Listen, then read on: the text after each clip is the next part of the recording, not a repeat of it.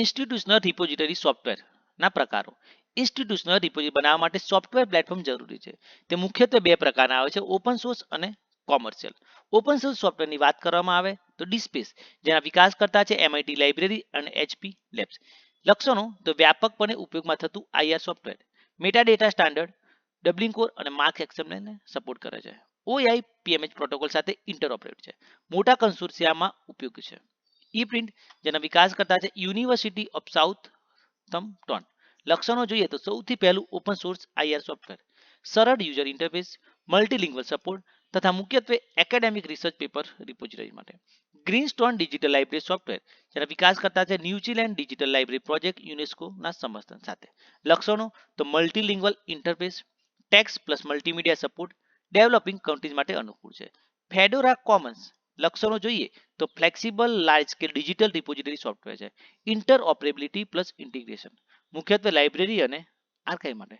ઇન્વેન્યો, જેના વિકાસકર્તા છે સેન એટલે કે European Organization for nuclear research. લક્ષણો જોઈએ તો digital library framework, research publication અને ડેટા સેટ.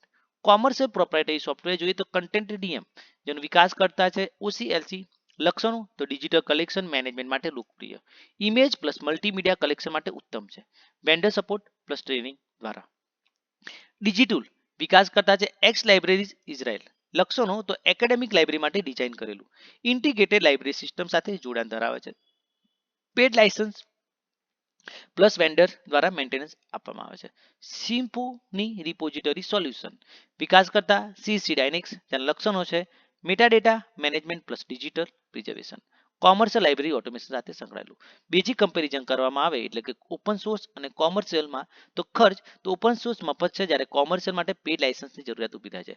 કસ્ટમાઇઝેશન જરૂરિયાત મુજબ બદલી શકાય છે. મર્યાદિત વેન્ડર પર આધારિત છે.